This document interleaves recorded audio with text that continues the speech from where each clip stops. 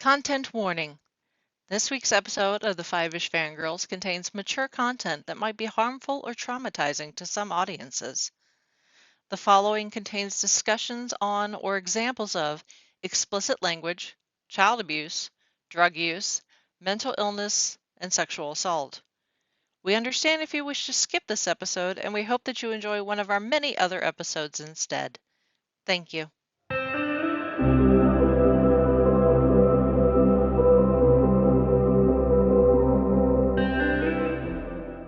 The tangents this week continue all the way to episode 329 of the Five-ish Fangirls podcast. And join us, will you, as we have a discussion that's maybe a little controversial, maybe a little. We'll see. We're trying something new here. Bear with us. So, welcome everyone to this week's episode of the Five-ish Fangirls podcast. So glad you could join us. Let's start off like we do ever with the virtual table and see who's joined us this week. This is Brittany and Troy. This is Holly from Wisconsin. And this is Rachel in Indianapolis, India. Hello, everyone. Hello. Yes, so this week is going to be a little different. Well, first up, Chrissy is not with us because unfortunately she is very ill. And the minute she tries to talk, she starts coughing. So makes it a little hard to podcast. I'll send her some virtual cough drops because odds are if I mailed some to her by the time she got them, she'd be better. So sorry, Chrissy. Also, we are veering away from our usual format and kind of happy-go-lucky, I guess, more fluffy content. And just a heads up to our listeners out there, because I know that we do have some listeners that tend to listen in the car with children within earshot.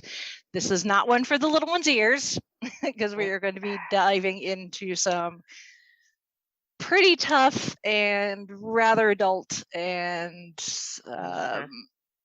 the subject matter is it's just not for the little ones. So you may want to wait until they're off to bed or at school or something before you listen to this one, or put the headphones on.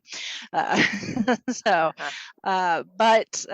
this is a very important topic that has been on the forefront and pops up seemingly every week because somebody does something that causes an uproar. But we're not experts by any means. That being said, I thought it'd be a good idea to maybe bring in some people who are experts, or at least smarter than I am. And we would like to welcome for the first time, and hopefully not the last, hopefully we don't scare them off with this, the first time, although this has been a long time coming, trying to get the schedules aligned, but Hannah and their Brittany, aka BB from Popcorn Psychology. Hi. Hello. Thank you so much for having us. Oh, yes. Yeah, I am conceding my name, Brittany, for BB for this episode in bowing in fealty to the Brittany of this podcast. Yeah. You're on our turf. Yes, and I respect it. Yeah. So for those that may be listening and don't know about you guys, which I don't know how they do because I name drop you guys at least a couple of times a year, I think. But real quick, give us a bit about your podcast and what you guys do in real life. Sure. So this is BB, Brittany. So myself, Hannah, and then we have another co-host, Ben, who couldn't make it this evening due to his work schedule. We are three. The term is licensed clinical professional counselors, which is just the licensing name for therapists, mental health therapists. And we host Popcorn Psychology, which is a podcast in which we pick A movie, typically a big mainstream blockbustery movie that you wouldn't necessarily affiliate with psychology. And we teach about mental health through the scope of that movie. So it can be anything from Star Wars to Harry Potter to 10 Things I Hate About You. Like, we try to do the gamut of movies and genres and like the demographics that would most enjoy those movies. We try to be as inclusive as possible. And so, yeah, we just try to like decrease the stigma around mental health by connecting it to like fictional characters that we all know and love. And also, one other thing to add to that is we're also 3 different types of therapists, all trained in a little bit different way. So you also get to hear from, the same 3 people talking about a similar topic, just to see how different each one of us would go about it. So I'm a marriage and family therapist. BB is a child therapist, and Ben, who isn't with us, is mostly individual therapist and is getting closer and closer to being, in my opinion, specializing in trauma. Yeah, I love your guys' show. It's just Thank just you. I like to play armchair psychologist, like a lot of people, I'm sure. So it totally like scratches that little itch, that little part of me that wants to figure out why people do the things they do, what makes people tick, that sort of thing. So I love that, and putting it in the context of popular culture, I think makes it a lot easier, I think, when you start getting into diagnoses and treatment and things like that. It makes all the big words not seem so scary. But because you guys have that psychology background, even if you're not necessarily specialists in this particular topic, or I'm not sure how this would exactly fit in, what kind of, I guess each individual case would be different, just like characters in a movie.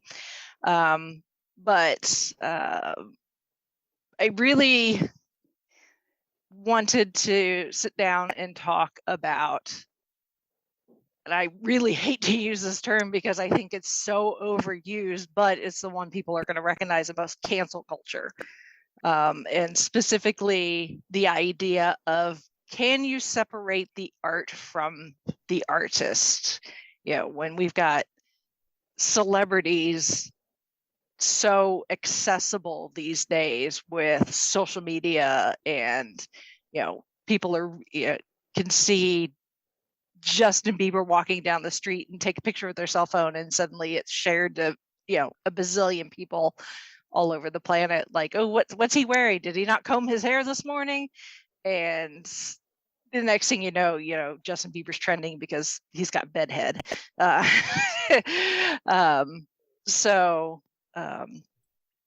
We're very much, with our podcast, we are very much in tune with a lot of pop culture, and more so now when a quote unquote celebrity goes bad or does something worth canceling, it has effects not only on us as fans of possibly them, but their work, and how it may affect our enjoyment of consuming, or even just the production of something. If someone gets quote unquote canceled and suddenly stuff that they were supposed to work on gets canceled as well, it affects us as the people who were like, oh, I was excited about that, and now it's not happening because so and so did blah. It's not fun. Plus, well, we'll get into it. I've got some case studies we're going to discuss. Some good and some bad. So we're hopefully this won't all just be doom and gloom. But I was really interested in my research, because me, I got to research everything. A quick history lesson of cancel culture and separating the artist from their works of art. And while the phrase cancel culture is fairly new to the lexicon, the idea of separating someone from the rest of society because they have done something that, society, I'm doing air quotes like you can see me, society deems unreasonable or too different or too extreme, goes back to the dawn of civilization. We've all, as human beings, we've always found reasons to ostracize someone because of some perceived difference, whether that difference truly exists or not. And we've done that to very rather strong extremes. You can go to things like the Spanish Inquisition or the French Revolution, sending people to the guillotine and chopping their heads off just because they're an aristocrat. Or the Salem witch trials. Well, even the Red Scare, you could even say too. Yeah, the Red Scare, and that one, I think, is probably the most obvious. If it's not going to be the start, but it's probably the biggest and most obvious point that we can point to in pop culture and Hollywood and celebrity with the Red Scare, and bringing all these Hollywood celebrities in to testify and be like, are you a communist? No. Do you know any communists?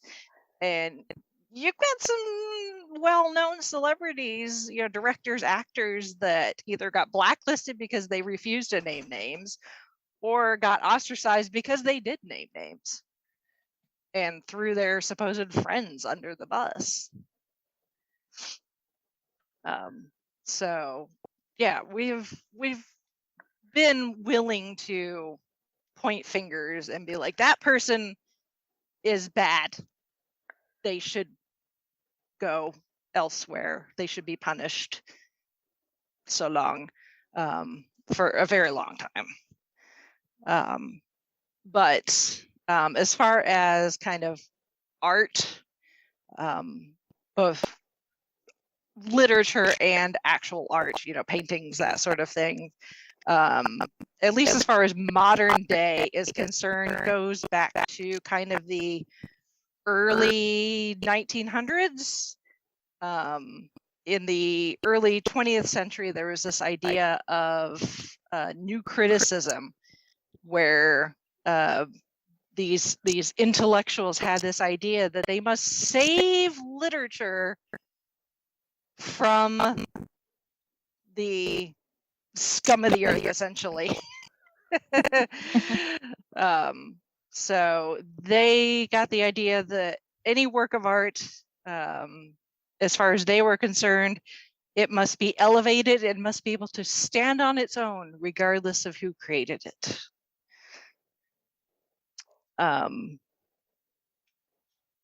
Actually, T.S. Eliot in 1923 stated, I have assumed as axiomatic that a creation, a work of art, is autonomous.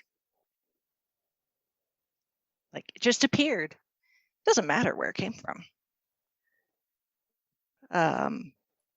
But that didn't last that long-ish. I mean, that was T.S. Eliot in 1923, so we're looking at slightly less than 100 years ago, which in the grand scheme of things is not a lot of time.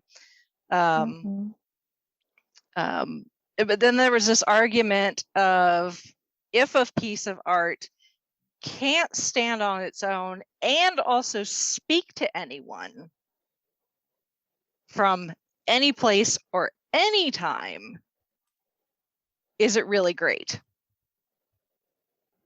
Which I think, whether something is great or not is a matter of perspective, I think. So. Yeah. It doesn't seem like it should be a part of deciding what that art is valuable or worth noting. Right, exactly. Yeah.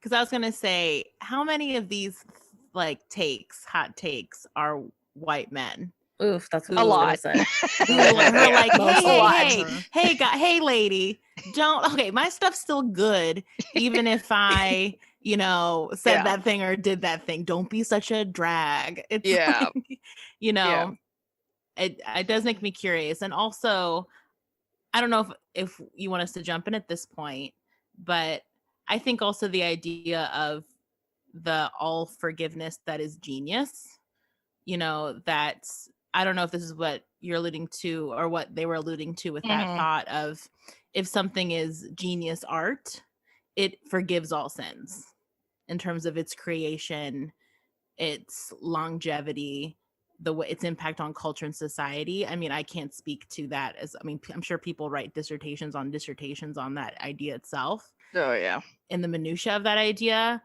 But I struggle with the idea of genius forgives all sins. Mm-hmm. Yeah, and that was really what was being taught in schools in that time too. Is they literally were teaching students that if there is that when they are examining a piece of literary work or a piece of art, that you just need to take it in as is, and there's really nothing worthwhile to take from who the author was or the creator was and where they may have been coming from or what they may have been influenced by at the time. So, which nowadays I'm like, okay.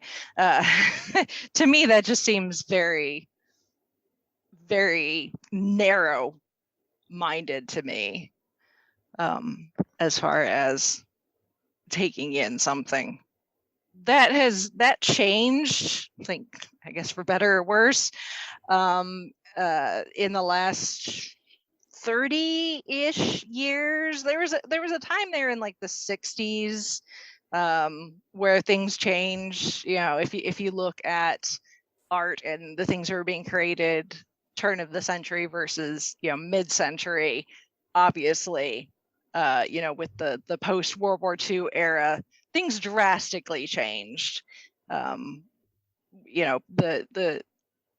communities and society were changed, for better or worse, but irreparably changed because of these world wars that we had gone through. That was a time of change and growth, I guess. And in the 90s, there was a movement called New Histocritics, Historicistus. Where they come up with these words is beyond me. Where, as far as they were concerned, all works of art are embedded in the time and place that they were created in, and to thoroughly understand them, we had to understand their social context. And now, I think that's, we'll definitely get into this, but I think that's something that we're really struggling with. Is we understand that there is context, but there's these people that for whatever reason don't want to do the work, I guess, to put something into context. And it's so much easier just to bury it. Like when I think it was HBO Max that they took Gone with the Wind off of their streaming service for a short while, because they were like, oh, it's racist, we'll just take it down. And people are like, no, this is still an important piece of cinema. And so they put it back up, but with like this little pre-show with like a disclaimer to try and put it into context. It's like, it's not that hard. Also, It's hilarious that they chose one film. I can't believe that they chose one film, as if none of the other films they have any race issues at all. Like, it's what an odd declaration to make about one of, like, I don't know, 500 films that you can see. Yeah. So that's your TLDR history lesson, I guess. The Cliff's Notes version. There's going to be a lot in the show notes for this episode. So I've got all sorts of things, from articles to YouTube videos to all sorts of things that you'll be able to go and watch and read and do for your own thing. So there's so much out there.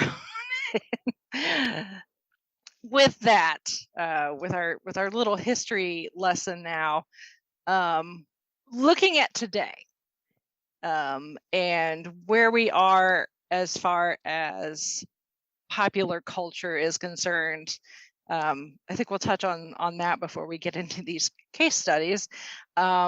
Is things like Gone with the Wind, and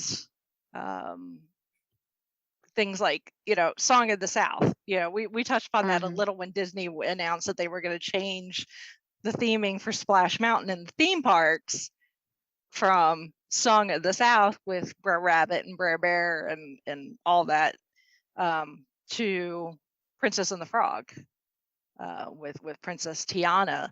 And when Disney Plus, the streaming service, started, and a lot of people are like, is this going to be the time that Song of the South is finally going to be released to the masses, where people can finally watch it, because it's been out of print for a very, very long time. If you want to pay out your nose on like eBay or something, it can be had. It can be had. But there's just this is part. This is one of these things that I'm glad you guys are here, and hopefully you can elaborate on. But why does there seem to be this fear of acknowledging past mistakes, which now we're looking at everything with a modern lens? So to us, obviously we see something with racist tones, or watch a movie, like what's the movie, the Fred Astaire movie, is it Top Hat, I think, where he's got a whole sequence where he's in blackface, and you look at it now and you're like, ugh, you cringe a little. But we're looking at with a modern lens, but at the time it wasn't considered a mistake. It wasn't considered racist at the time. So why is it so? Why do we seem to struggle so much with being able to put things in context, I guess, is my question. Well, if you don't mind me jumping in, there's a podcast called You Must Remember This. Mm-hmm. It's a really good podcast about old Hollywood. And she does, actually, the Karina Longworth, the host, is married to Ryan Johnson, the director, which I found out way later. And I was more impressed that he was married to her than vice versa. And because I love her. And she does a whole season on Song of the South. And I think what feels different about that particular piece of work, I don't know if I want to call it art, and why I kind of agree with it not being streamed now and the ride being changed and stuff, is that when it was currently being made, it was pretty racist. Like, even in the context of the day in which it was made, like the people that were cast, like the Black actors that were cast, it was a pretty like shameful. From what I remember listening to the episode, like they took it because the jobs were limited. And so even while it was happening, it was it shouldn't have been happening. And so I think in the modern lens in the contemporary lens of that movie, it was not a great move. And then I think with the streaming and the ride, and I think where my opinion can kind of come with, can you separate the art from the artist or whatever, is that if you are making money off of this piece of work still. Like Disney would be making money off of putting it on streaming platform. They're making money off the ride. Like contemporary filmmakers and things that I don't partake in. I think of it more like, am I contributing with my dollars this piece of work? And so I can definitely understand, like even with the Dr. Seuss controversy, which was Dr. Seuss's foundation's idea, not the public outcry. I think it's more of we are choosing to no longer make money, profit off of something that causes people a great deal of pain. And so I don't know if that's so much as cancel culture as coming to terms with something and making a mindful decision about something that, like you were saying, Rachel, no longer makes sense or no longer can be looked blindsided to in our modern lens. Yeah, like I said, I've got so much in front of me. I wish I could find the proper article so that I could correctly quote it. But there is one of them where their kind of argument is that the idea of cancel culture is almost purely economic. And yes, I definitely think it is in a lot of senses, like not to dive into this person already, but with Kevin Spacey, like him being that movie that was shot and was finished when he was found out, and then they re-shot it with Christopher Plummer, I believe. I think that was probably economic. Like I think there's probably a lot of people will say that it is a social decision, but I'm sure most of cancel culture in the corporate realm is very economic.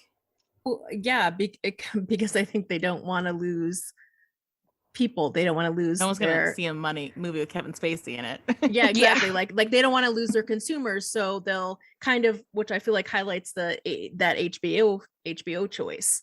Like we're just gonna do it with this one because we just know everybody's gonna be mad about this, and it's like that's not what we mean. That's not what this is about. This is about, and also I think what's hard in terms of, especially about racism and white supremacy and all those different pieces, is that it's the whole idea behind it is that we act like it's not a thing. Right. And so we finally are sort of in a place where half of the country is acknowledging that it's a thing and the other half isn't, basically. And how that's why I think there's this confusion between cancel culture and like, well, this was in the context of what was okay at that time. And it's like, right, but also we knew that was bad at that time and we did it anyway.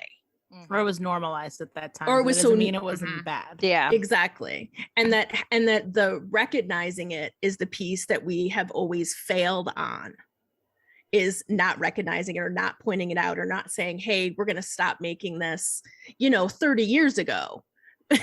Yeah. Instead of like, oh, it's 2021. And now that we have direct access to our consumers individually. So now we're going to, scoop up the little messes whenever somebody points their finger at something. But if they don't all point their finger at the same thing, we're not going to do that. Like nobody is making like structural policy changes, right? Yes. Which is what the problem is. So nobody is making those changes, but we're not going to put Gone with the Wind on because of this. And it's like, that doesn't make any sense. Yeah.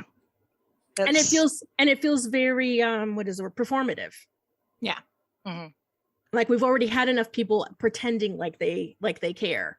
We don't need to continue to have more people acting like they care when really it's only the bottom line they're ever looking at. Yeah.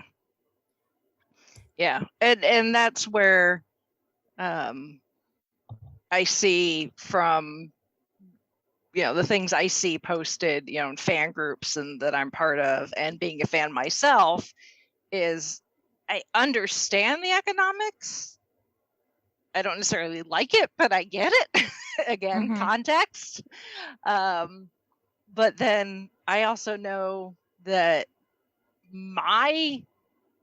as far as I'm concerned, economically, where I spend my hard-earned dollars makes a difference to me. And, I've never hesitated to give the House of Mouse my money. And I still don't, even with, the issues that they've had. Splash Mountain, I love Splash Mountain in its current iteration. But, you go to Florida and it's hot, a water ride is enjoyable. And the song Zippity Doo Dah, it's catchy, it gets in your head whether you like it or not. So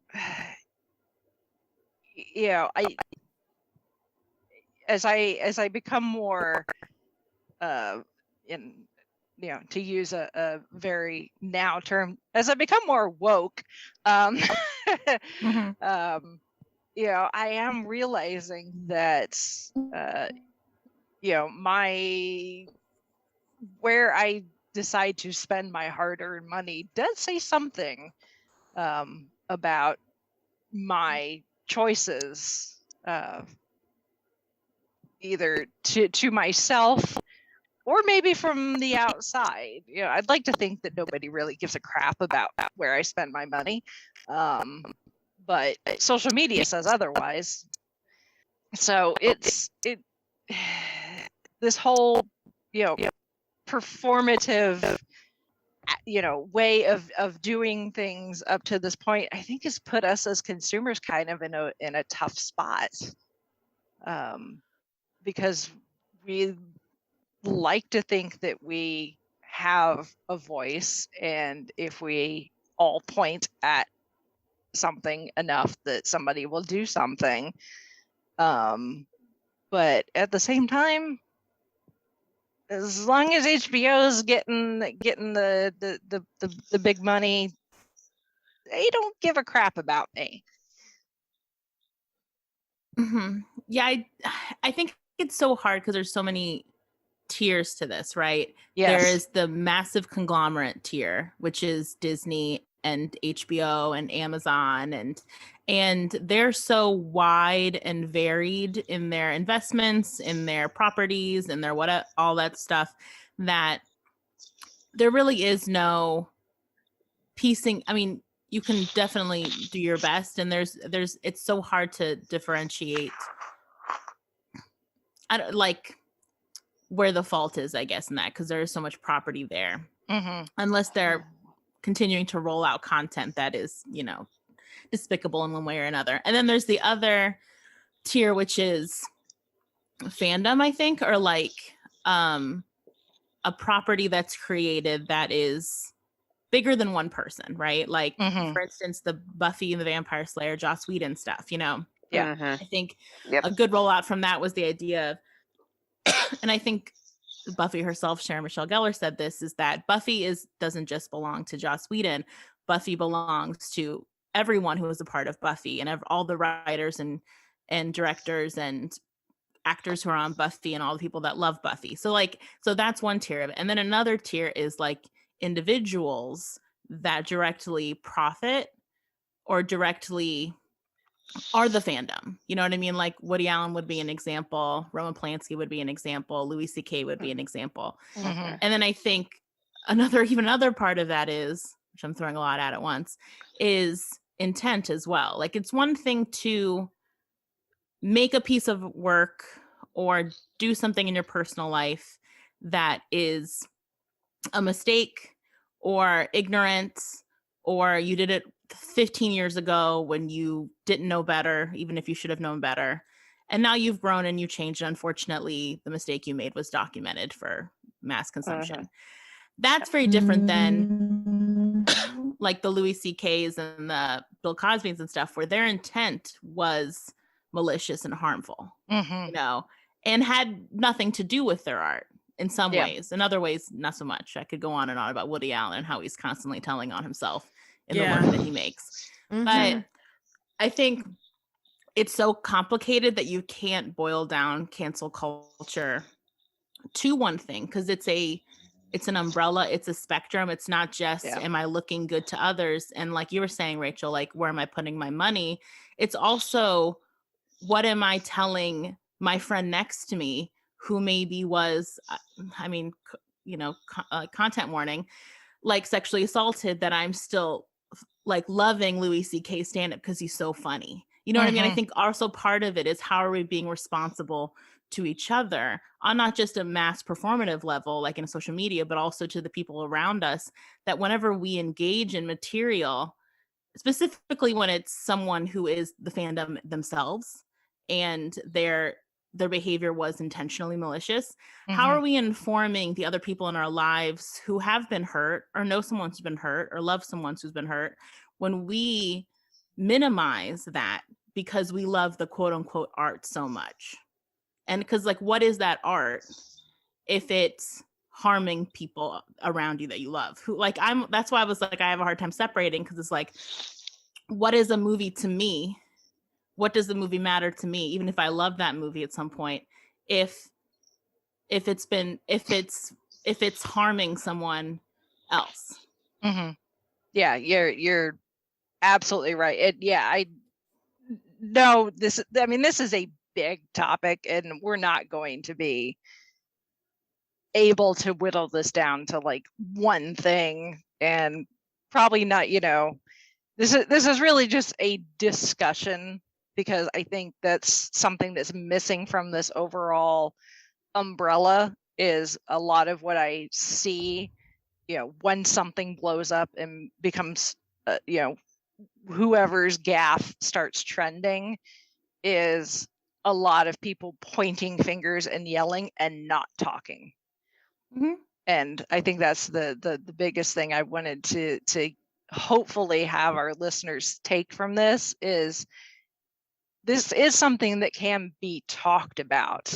I mean, it is going to be very emotional, especially, if you are somebody who maybe has suffered, some sort of trauma, a sexual assault or something, has been, attacked because of their race or because of their sexual orientation or something.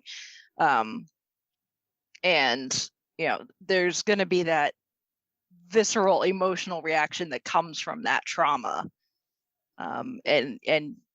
Unfortunately, your trauma specialist is not here, but I'm sure he would,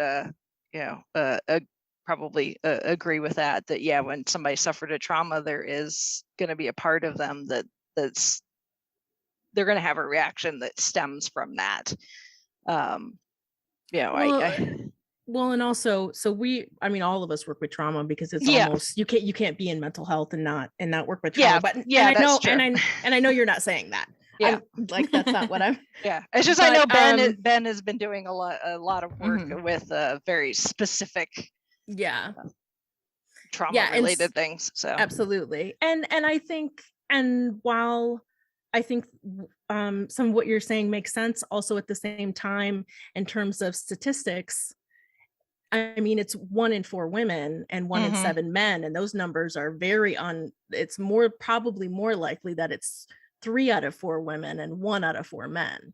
So it's also, and again, and not everybody would know that. Like, that's not something that I think everyone would know the statistics of, because I learned that in grad school. But that these are big enough groups of people that it's hard for it not to touch someone that you love and care about. It really is. I mean, and that this idea that these people are so talented that they're allowed to do whatever they want to because they're so talented is so unfair, because in the real world, we all have to live with the consequences of the decisions that we make, because we don't have $1 gajillion behind us, or we don't have a business we don't have to pay taxes for. We don't have those things. So I feel like this, I guess, and at the same time, the way that we communicate with each other on social media is just, it's a completely different thing. Like it's been, you know, moving from one thing to another. And so that's also just a different, the kind of the snowballing effect of all of these different things. And how, I don't know, and how in some ways, if we don't start to ask for some sense of accountability somewhere, that will it ever start at all? Yeah. And like, I have a Disney Plus subscription because they have all the Marvel movies. And like, it's not like I don't give them money, but at the same time, I'm also making sure to find other avenues and other places where I can give my money to people who are not the biggest conglomerate in the world or in the state or country or whatever the heck they are. They're enormous. Like, in order to bring some balance to the unevenness of what we're experiencing in terms of only getting stuff from one source. But I guess what you mean, Rachel, do you mean like when someone gets like quote unquote in trouble?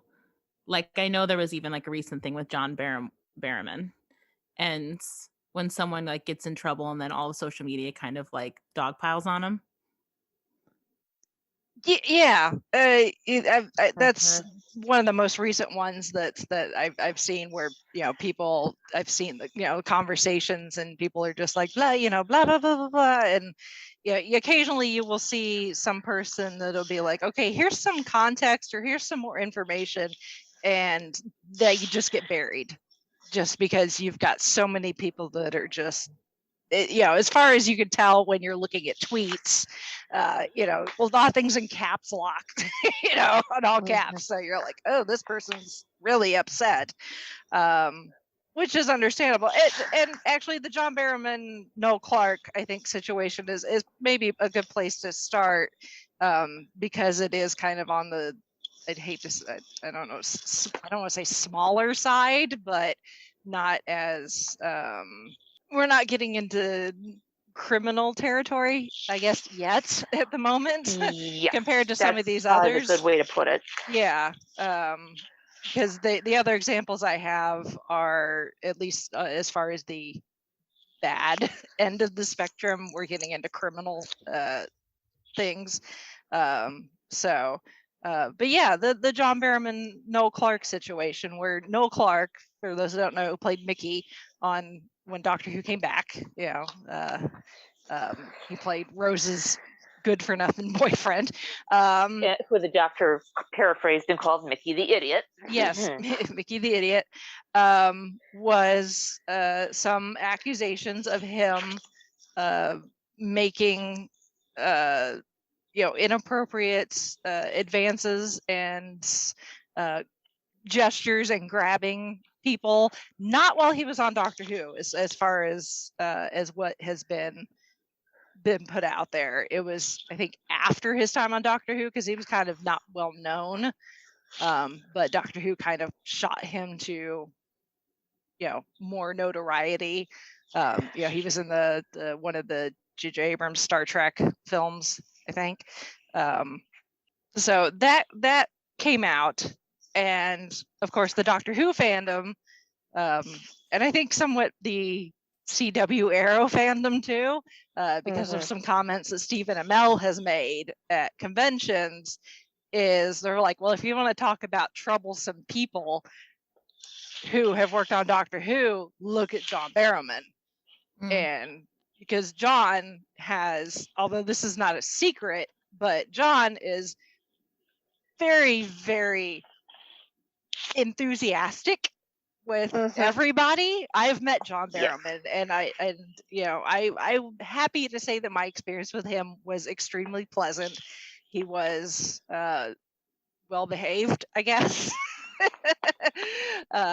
You know, I never felt uncomfortable with him. Again, I know that is my one experience, and that does not mean that he's been perfectly behaved with everybody. But John, even from the moment when he was on Doctor Who, and apparently also sometimes, at least once while he was on Arrow, that he specifically had a habit of he likes to show off the goods to people. Well, he would even do that on Torchwood. Yeah. Well, I consider Torchwood part of Doctor Who. Doctor Who, yeah. So, True. Sorry, yeah, anagram. Yeah. It's working in the same production area. Hello, Cardiff. That was something that John liked to do. From what I understand, the people that experience, he never meant it as anything necessarily sexual. Like, hey, look at my junk, want to get with me? It was more like, hey, look at my junk. I mean, aren't I yeah. crazy? For pulling my pants down. And I guess, I mean, I think that it's not tricky in the sense of like, it's obviously like inappropriate workplace behavior, like no matter what. Yeah, that's very inappropriate behavior. And I think that's what's tricky when I've like listened to things where actors talk about the industry, that there's so much intimacy in the industry in the sense that you are, taking off your clothes, you are in like faux relationships with people. There's a lot of like sexual intimacy, like, it's put on for the show, but I can definitely understand why it's a workplace that has a lot of blurred lines in the context of intimacy in that way. And I know that's why in nowadays they have intimacy coordinators on shows for these reasons, to like set very strict boundaries around. Just because you guys are having a lovemaking scene doesn't mean that you can like touch each other however you want and act however you want. I think what's so hard about that specific example is, one, just because he acts like a whatever doesn't mean that people have to. I think people get really caught up in losing something when it's like a fandom where someone in the fandom has misbehaved, if you want to think of it like that. And like the Buffy thing, it can still belong to you as the fans. Like, it's like the Harry Potter stuff. Like it belongs to the fandom now, though it does get, Harry Potter's a little trickier because she still makes active money on everything you put towards it. But I think with the John Barrymore stuff, I think that is a good example of what we used to think was not a big deal. But I bet you if you really talked to people that experienced that back in the day, that they might have thought that was a big deal. But the culture around it was so normalized that no one ever said anything, or people go along with it. Like, there's a lot of things that we look back and say, yeah, but like that wasn't such a big deal because XYZ and everyone was doing it.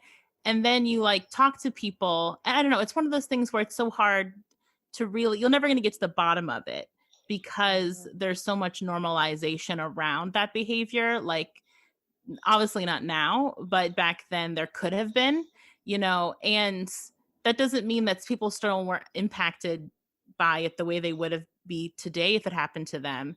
It just wasn't talked about. And so I think there's never going to be, like I said, the true story of that, because it's all out of context now. But I don't know where I'm going with the sentence, but I think I would really like to know why he felt the need to do that, and why it seemed like it was okay, and what he thought was signed off on it. And is there a possibility that he could like apologize? And I don't know if he has already, and come to the other side of it. Sure. And I think part of this is more therapy related. Part of taking accountability for your actions and asking for forgiveness is acknowledging that no one has to forgive you. Like, if you really recognize that what you did was despicable or hurtful or wrong to people in your life, and you go to them earnestly, even if you're on your knees, earnestly, done the work, heart open, actually, the more that you do that work earnestly, heart open, the more you understand that the people you're apologizing to owe you nothing. And if they still want to go tell you to screw yourself and they never want to see you again, you have to, that's also part of the accountability, is you have to acknowledge that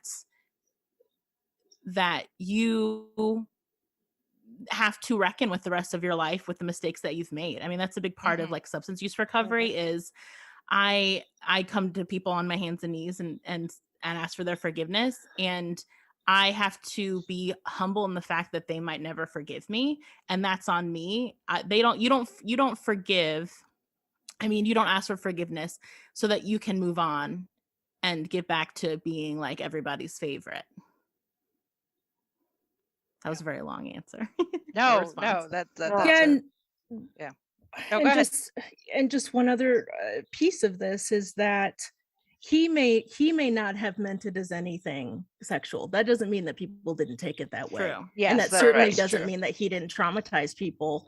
Yeah. And also another way that what the story is, and I'm hearing this the first time from you all because I've been away from the news for quite the last 2 months.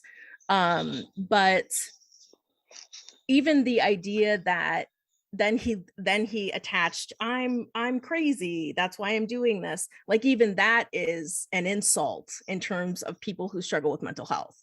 So like, and I don't know if he said that or if you were just paraphrasing the way that they're talking about. Yeah, I was just paraphrasing. Yeah. But just in general, like that's not, that's not fair to a whole other set of people. And I feel, and this idea that that's not what they meant, that's not for them to say, because it's how it's perceived to everyone else. Like I would take something differently than Brittany would take it, and so would take it differently. Like that could mean hello for him. And let's just like, that could mean that's how he says hello. That doesn't mean that it's being perceived that way. Yeah. And so the unfairness of doing that and forcing parts of yourself on other people that that's not okay to do that. That's not consensual. That's not. And again, realizing that whenever, when this was made, however long ago it was, that there was clearly a lot of acceptance of sexual assault and sexual harassment and, that was being considered acceptable and normalized in Hollywood in general. So we know that. And we know that in a lot of ways, it feels like we're only finding out about things because of social media or because people have finally had enough, but that there's still so many other things that they still aren't, like no one is walking up and opening up their whole book of, well, this is actually all of the things that we have. Like, we're only finding out about them because somebody is picking it up and it's getting popular in the news. Like, I'm sure the stories, go all the way back to the first film that was ever made because women weren't allowed to vote then. I don't know. I'm just saying, like, I'm me with time today has not been good, so I can't give any guesses about that. But just like, it's also hard because people aren't being, and I think in part because they can't be honest with themselves. Which is something that we see in terms of people coming in, people come in and sometimes they aren't ready to hear the feedback that we have for them as therapists, because sometimes there's a story that they've been telling themselves in order to survive that they can't be honest with themselves either. And that could be, honestly, that could be the case in some of this as well. But I think I guess, and maybe this is more of a cultural shift with the Me Too stuff as well, that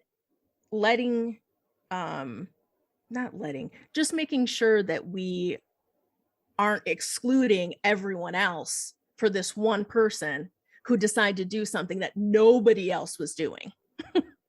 Yeah, and like I said, this is a fairly new thing that's going on. I think it's still ongoing. I don't know what's going to happen with as far as the accusations against Noel.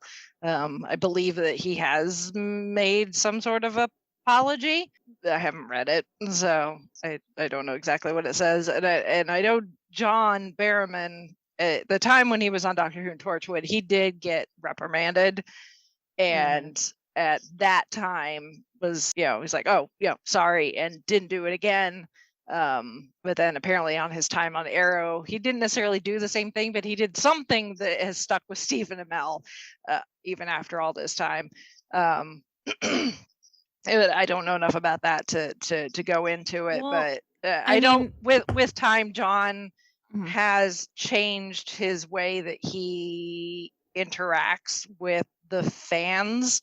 Like if you look at like pictures of him with fans, especially like the professional photo ops from like 10 years ago, and there's a lot of him, these are consensual because people are asking to do these poses, but he's grabbing butts or doing that sort of thing. But now he's stopped doing that, even if people ask, even if it is consensual. That's what's so funny about it. And I think that's where like it's like the Gone with the Wind argument is like, what's so funny is he's making a decision mindfully in an area in which it is ironically consensual. Like, should it be grabbing fans' butts? Whatever. But if they're literally saying, hey, would you grab my butt? And he's saying, yeah, sure. That is like a true consensual act. And so the fact that like that's where he's changed, like, you know what I mean? It's just so interesting what people do. People overcorrect because they're not really, and like you could say it's about HBO Max, Disney, whatever, is they're not being mindful. They're not being intentional and thoughtful. I think this is what you're meaning in the beginning too, Rachel, about having discussions around this. Like people overcorrect out of panic and consumer driven energy and that kind of thing. And there's not really, and even with like the mob culture that sometimes cultivates when someone makes a mistake or actually does something vile. And so people overcorrect instead of really being thoughtful about what is the next step. Because that's a big part of therapy is I've made mistakes, I've messed up. And so now I'm going to think of what is the best intentional next step in this process. And I think social media culture, it does make things happen so quickly that we're not really thinking. We're just we're in our emotion mind is what we would say in therapy. And we're kind of reacting and also performativism, trying to be on the right side, quote unquote, of the story. I'm not going to, try and pass judgment or anything here because this still is it's an ongoing thing, but it is a current, so it is on the forefront of some people's minds. But I think from that we're going to step into some of these bigger case studies to see what best word I could come up with for these. So I've got 4 here. I've got 2 examples of some, a celebrity. These are all celebrity specific, but I've got 2 where the celebrity has screwed up, but has been able to redeem themselves, and they're back in I guess the popular opinions, good phrases. Yes, thank you. Words. I've got them up here. They don't want to come out sometimes. So as examples of, you could screw up. We're all human. People are going to make mistakes, but if you do the work, and like BB and Hannah were talking about, if you're willing to do the work, recognize your mistakes, ask for forgiveness, knowing that you're not necessarily going to get it, but you can recover, I guess. Because sometimes I think sometimes it feels like, oh, I screwed up. This person's somebody does something, they're like, oh, they're canceled, and then it's like, I think a lot of the times just the hive mind, the internet hive mind forgets within a week because somebody else does something.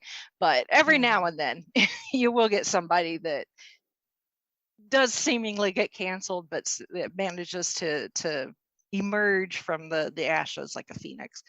And then we've got a couple where, it's not looking good for these people. So I think we're going to, so that we end on a high note, preferably, we're going to start in the bad, I guess, here and he's been mentioned already, Kevin Spacey. He can kick rocks. That's my personal opinion. He can kick rocks and go to whatever villa he lives on, probably in some Italian town. Probably has enough money that he could swim in like Scrooge McDuck. Yeah. And so a little bit of background. for those that maybe don't pay attention because they don't, they're like Hollywood, whatever, I don't care. But so Kevin Spacey, actor, has been acting since the 80s.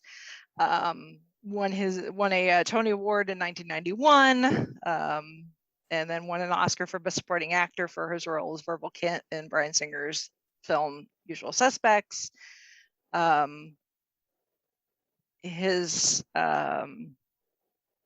He even said in a 2013 interview with Entertainment Weekly, and again, content warning, because he has kind of made himself known as an actor playing bad guys. Not to spoil Usual Suspects, but he plays a criminal. He's John Doe in Seven. His character in American Beauty really is a piece of shit, really. So he's made a name for himself playing bad guys. So this quote from Entertainment Weekly from 2013, he said, quote, "I think people just like me evil for some reason. They want me to be a son of a bitch," which I thought was very telling. Reading that, to be honest with you.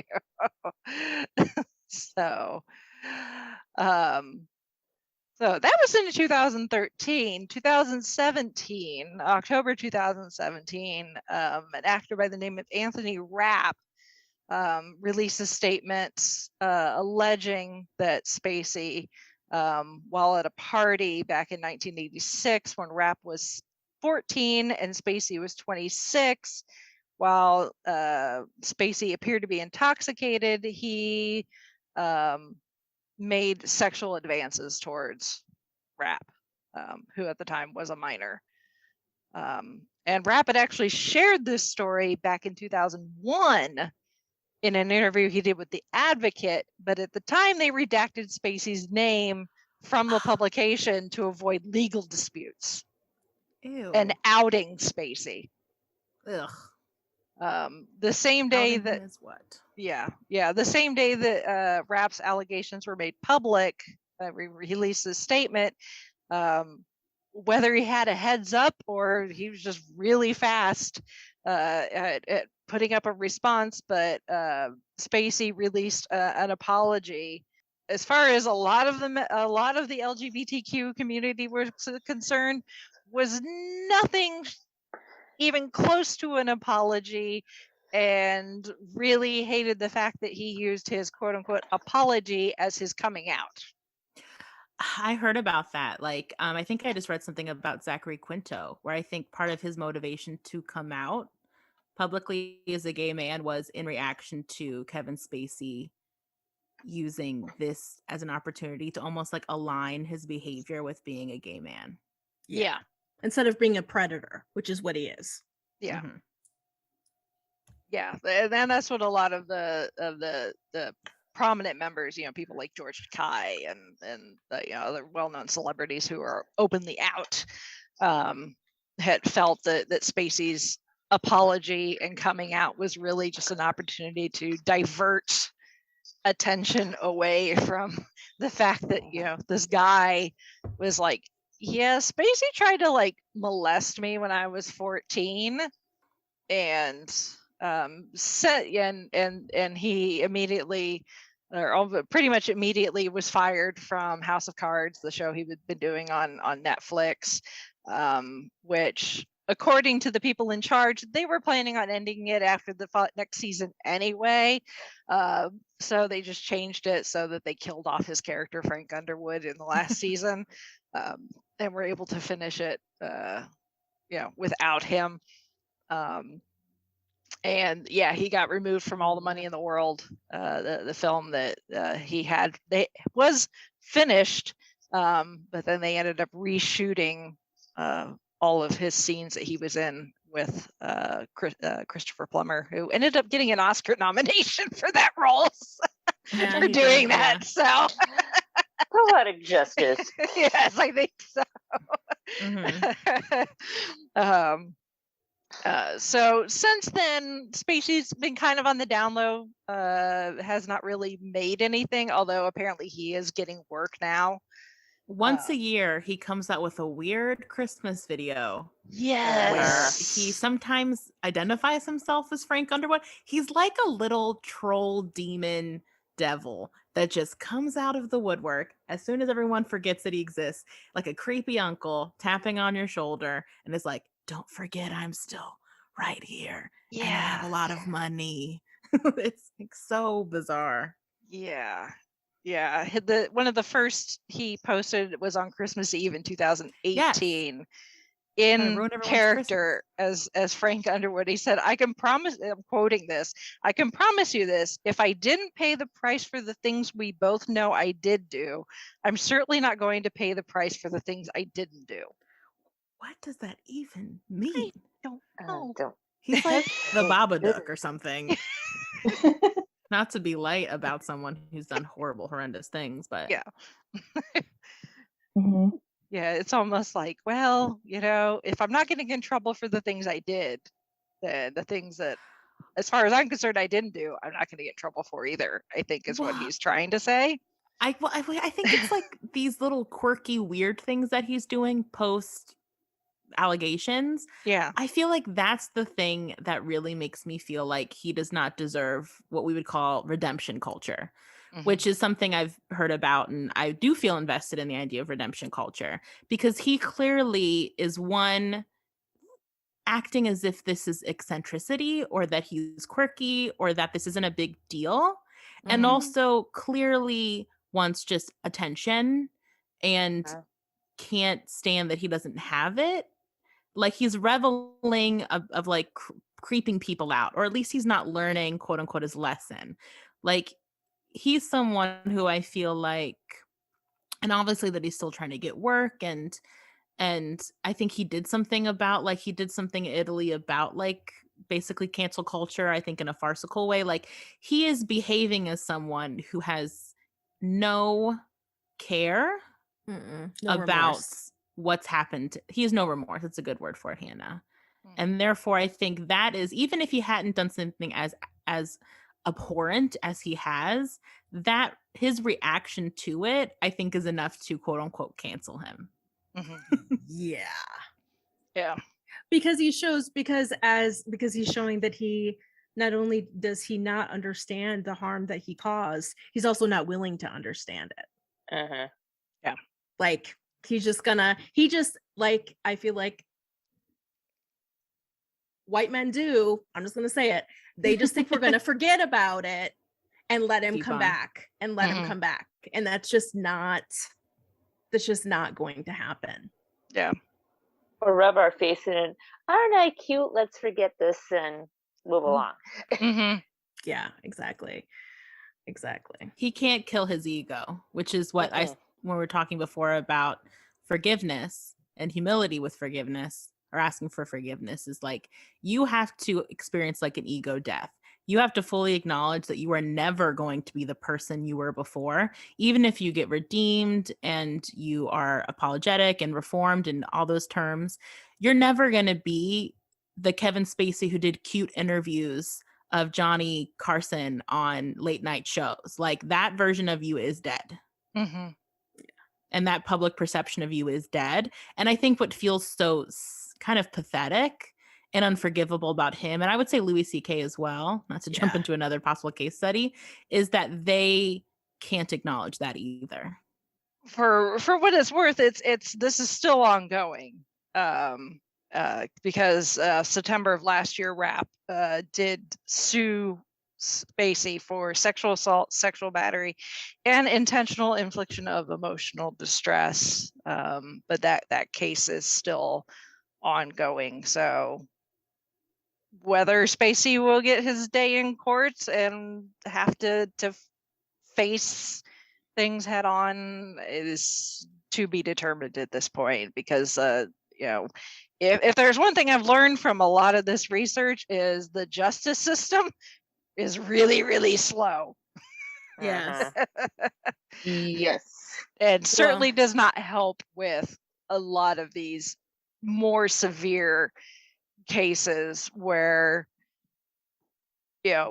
whether the system is just slow, or unfortunately it seems to be in a lot of cases in the United States, sexual assault in a lot of places has a statute of limitations on it. Which is something that needs to definitely be reformed. Yes. If you don't come out with something until you're an adult because you didn't have the power to do so before, that person shouldn't get off because you were a child when it happened to you. Yeah. Or even if you were an adult and you just weren't mentally in a place where you needed to go to therapy and get the tools to be able to press charges and possibly have to face the person who assaulted you and that sort of thing. So yeah, there should not be a statute of limitations on things like that. You should be able to seek justice for that. Yes. Whenever. We'll see what happens with Kevin Spacey. I mean, it will be hard to say because also he's, again, the justice system is also racist. So he's a white male with a lot of money. So who knows what's going to happen? Like, it's like, it's going to take forever for something like this. But if you're picking up a person of color for something much less serious, they'll get processed and get put in prison with, which is so like, which is why sometimes we do need, though people poo-poo it, we do need sometimes the court of public opinion, because he'll probably never get tried in the I don't think he'll ever be criminally charged, really harmed in the justice system, like consequences in the justice system. And so I think the only true justice will be the court of public opinion for Kevin Spacey. Yeah, because at this point, what rap is suing him for, I don't know if this is necessarily criminal or if this is more monetary. Like with O.J. Simpson, where he was the criminal trial, he was found innocent, but they were able to sue him for monetary damages, and he was found guilty for that. So he just made a big paycheck, out to somebody and walked away, and he does not have, murderer on his criminal record. So we'll see. We'll see with that. On the other hand, someone who actually has been through the judicial system and is currently in jail is Bill Cosby. Rightly so. Yeah. Absolutely. So, which I think everybody knows Bill Cosby from something. He had a long career starting in the early 60s after he dropped out of college, doing comedy. He released his first comedy album in 1964, and immediately became very well known as a comedian, and especially as again, I'm doing air quotes, you can't say quote unquote clean comedian, because in the 60s and 70s, if you listen to like Richard Pryor and George Carlin and even like Robin Williams, they are dirty comics. They got some dirty mouths. Well, George Carlin, the 7 words you can't say on TV. Exactly. Yeah, exactly. So Cosby actually became well known for being kind of the clean comic. He told a lot of stories about his childhood, which even his young fans could relate to, talking about having to share a room with his brother, and that sort of thing. And he never really brought up color. If he talked about his life experiences, it really was not from the perspective of this happened to me because I'm a Black man. It was, this just happened to me because I'm a human being. And people brought that up a lot in like interviews and stuff. And I'll do a quote here from a book written by Ronald L. Smith that came out in 1997 called Cosby. Imagine that. Where after being asked for probably the billionth time, why don't you do jokes about being Black. He said, quote, "I'm tired of these old jokes about stereotyped Negroes. You know what I mean? I don't miss Amos and Andy. Second, I'm tired of those people who say, you should be doing more to help your people. I'm a comedian, that's all. Third, my humor comes from the way I look at things. I'm a man. I see things the way other people do. A white person listens to my act and he laughs and he thinks, yeah, that's the way I see it too. Okay, he's white. I'm Negro. And we both see things the same way. That must mean that we're alike, right? So I figure this way I'm doing as much for good race relations as the next guy." That makes him seem nice, doesn't it? Mhm. I mean, I think it makes him seem appetizing Yes. to white to mainstream media. Yeah. So, and of course, went on to do the Cosby Show and Fat Albert and lots of Jello ads. Yep. But underlying, simmering since actually the 60s, the mid 60s, has been this trail that he's left behind of lots of women who Mhm. he has done very despicable things to. And for whatever reason, people just let it slide. It's kind of like the Weinstein thing, where it's like everybody just knew he did it, but it's like, but he's so successful, so we're just going to let it slide. And I think also probably because as Cosby got up there in years, it's like, oh, he's in his 70s and he's an old man. What are we gonna do?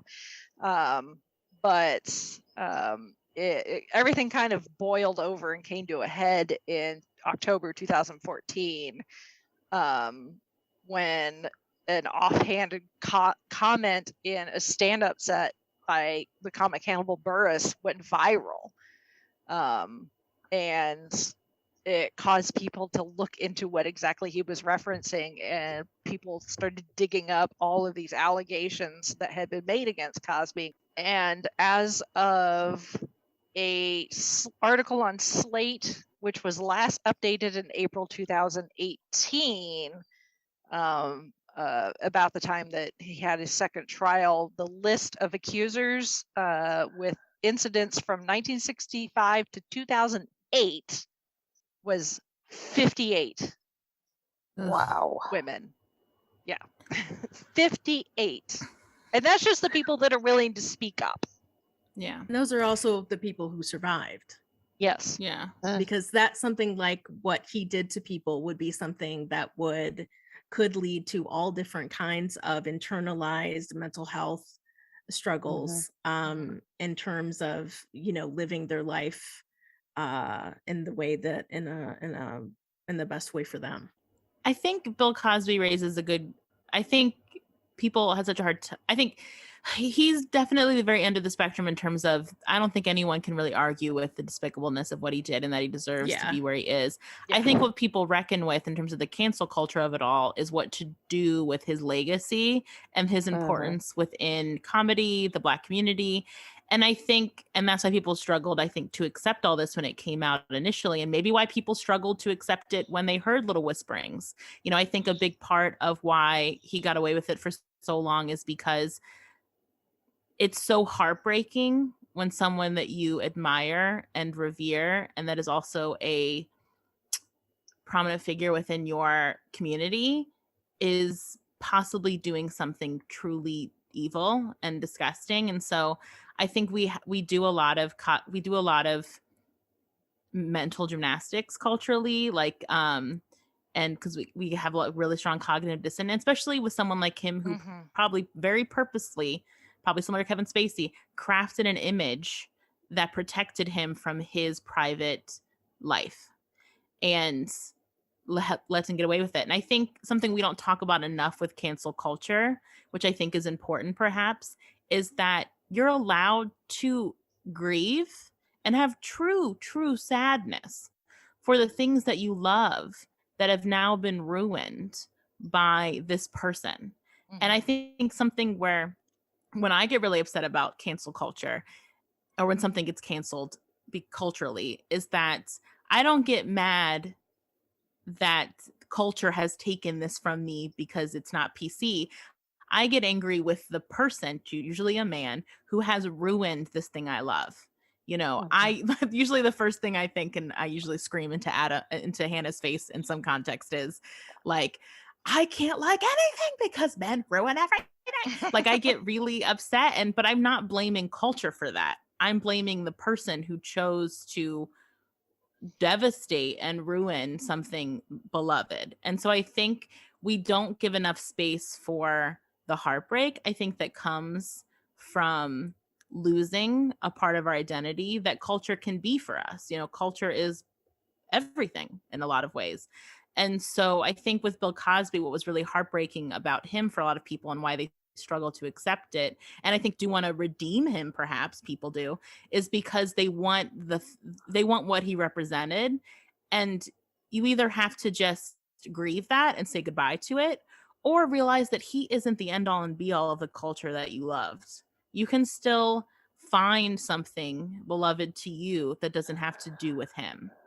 I think we get too attached to a celebrity in his context with what we got from them sometimes. Does that mean that you should still watch The Cosby Show? I don't know how you could. I don't think I could, but you know, I think that's something we don't necessarily speak on enough. I think we want to say like, oh, well, screw this guy and screw everything he made and screw everybody who still loves him.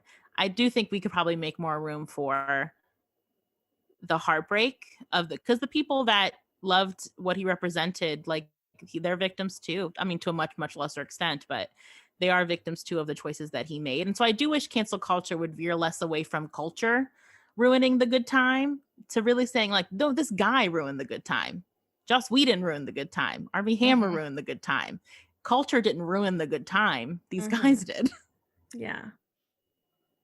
And I you know, I don't want any of our listeners to you know, think that we're like taking this as an opportunity to you know, drag a bunch of men too, because but it does seem like proportionally it does seem to be men who do these things, and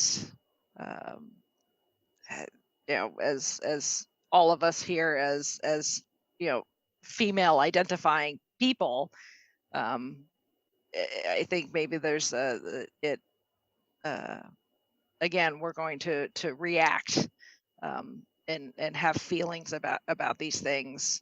You know, even the Kevin Spacey thing, even though I think the last list I found was 15 accusers as of 2017, but they're all men or boys.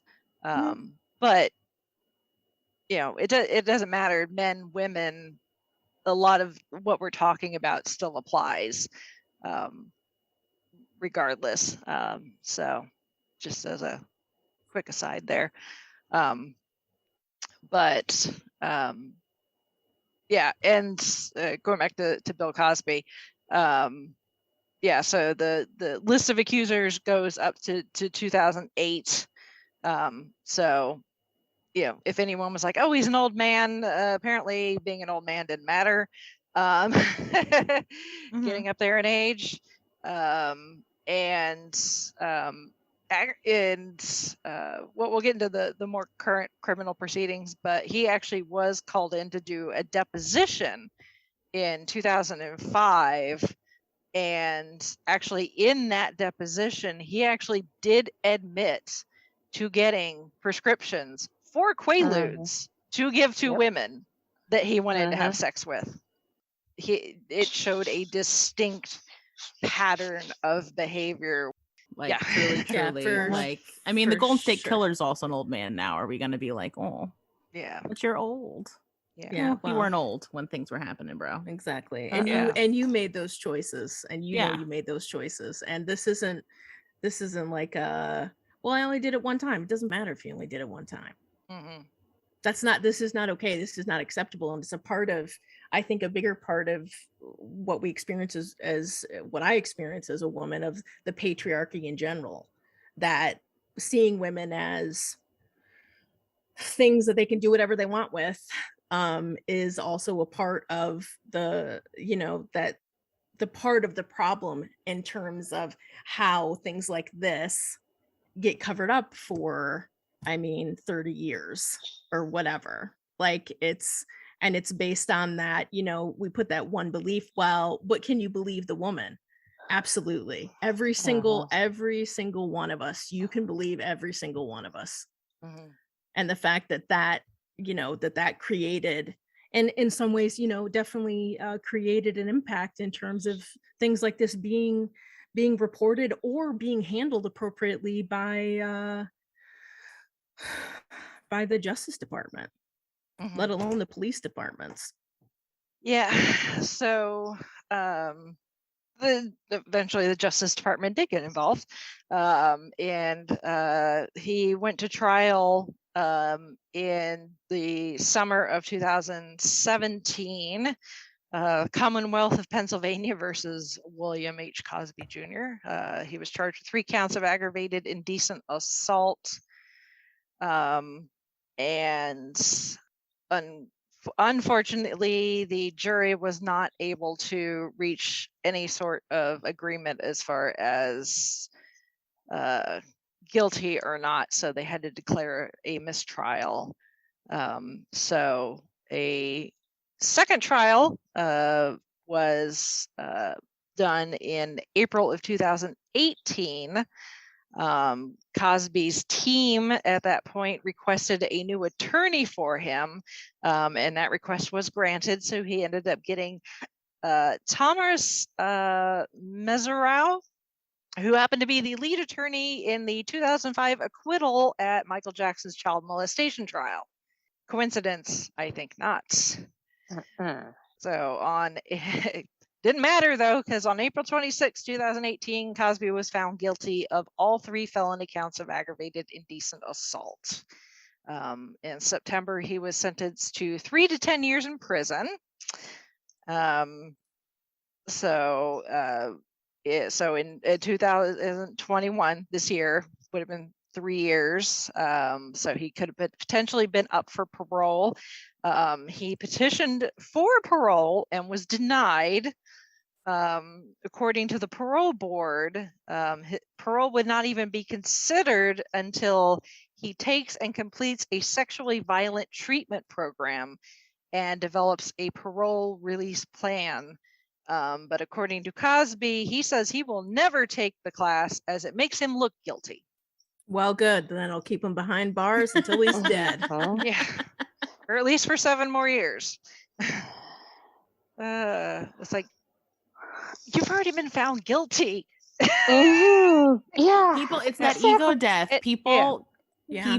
especially men in power, they need to experience an ego death. True humility is just people. Like in therapy, is that really like a pride, man? Is that really a man thing? I'm sure there probably are women too, but why is it that it's because men they've been seem in to power. They've been in power all this time. Well, also How could they because not? like this is Yeah. a whole nother soapbox you guys don't need me on, but Yeah. we talk in our podcast about like the patriarchy and toxic masculinity and how it hurts us all, including men. And I think it does create an expectation that if you ever admit that you're wrong, admit that you're fallible, admit that you goofed up or whatever, however you want to think it, that you're weak, you have to kind of ride this line of pride until it sometimes kills you. And we encounter that a lot in therapy. Definitely I've encountered women who experience a lot of pride, but that's it. But I would argue that's also part of wanting to align yourself with strength, and the idea that strength comes from never admitting that you're wrong. And so I think it's more conditioned in men. And I think it definitely shows up in women who want to be strong the way that quote unquote men are strong. I don't think we think about it that consciously. I think it's, on the lower level of our brainwaves, but but I think that's where the pride comes from. And people got a lot of pride. As a therapist, you encounter a lot of pride that shoots people in the foot in all different kinds of ways, and it keeps them stuck. In this situation with this disgusting old man named Bill Cosby, it's it's keeping him stuck in jail. Like, it's so stupid. I mean, and that's what you're reacting to, Rachel, is how really stupid it is when you get down to the bottom line. But it's so, people will die by pride. It is, once you're on the other side of pride, it's wild to look back on it, to look back at it and be like, woof, like people really stick their feet in the ground. Because it's vulnerable. It's vulnerable to be wrong. It's vulnerable to, because then it's just vulnerable to admit that you're wrong and to really look at yourself, and then to then have to, the next step to that is asking for forgiveness, and that's extraordinarily vulnerable. It doesn't sound like Cosby's going to be asking for forgiveness for anytime soon. You know, even if he does live long enough to be released, you know, just because he's served his time, because it's 3 to 10 years, you know, he's going to have, because he was convicted, he's going to have that label of convicted sexual, you know, predator on, you know, next to his name. So, you know, he's going to have to live with that. Oh, all right. Let's move on to, let's move on to some happier case studies. And you know, these aren't necessarily proportionate as far as the ones we just discussed, as far as the transgressions, but I still think that there's something to be gained from this, from these, and you know, hopefully people you know, can take from it whatever they will, I guess. But let's start with James Gunn, who got canceled, literally got canceled, and managed to come back. So yeah, James Gunn, I think most people know his name. You know, big name director now. You know, he as a kid, he was you know, because he was born in the mid to late 60s, so he grew up with films like Night of the Living Dead and Friday the 13th. Those were his favorites. So he loved the fact that they were able to make such compelling movies for such a cheap amount of money. That was like the thing he took away from these movies as a kid, is like, oh, look what they can do with like $5. So he started making his own movies at the age of 12 with an 8mm camera, making zombie movies in the yard with his brothers. So, which I guess in a way makes sense that in 1995 he started working at Trauma,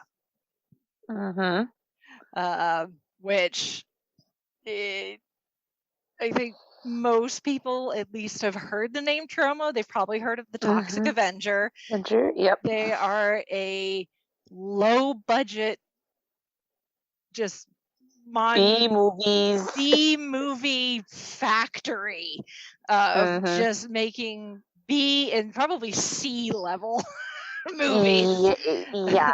A lot of horror, a lot of TNA, you know, so you know, it's a very specific genre of type of movies, but they're very prevalent as far as their production. I mean, Lloyd Kaufman, he was at PopCon several years ago.